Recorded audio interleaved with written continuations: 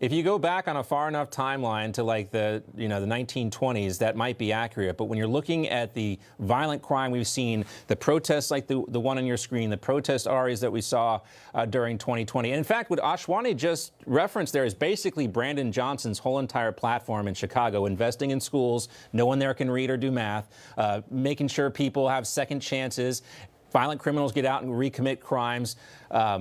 Recidivism is a huge problem in the city of Chicago. We know that stuff doesn't work, Ari. You live in Seattle. You experienced this firsthand. We had some of our reporters from the Post-Millennial at that roundtable discussing how bad it is in cities like Portland and Seattle because we deal with it all the time. The Democrats do want crime because as bad as the streets get, what they can do then is say, you need to be taxed more so we can take that money and spend on law enforcement, which they never actually spend on law enforcement.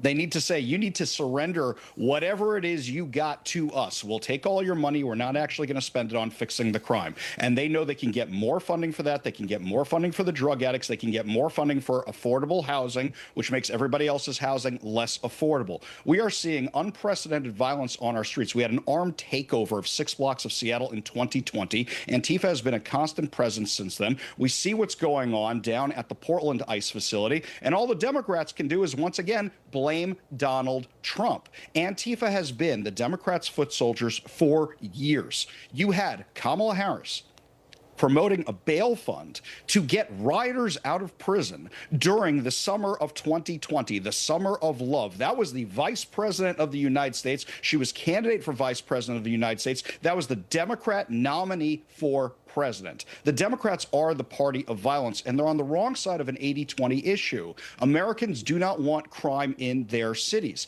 and these Democrat officials refuse to do anything about it. Instead, what did they do? They supported the defund the police movement. Yeah, and they did that, and they destroyed cities like Seattle and Portland.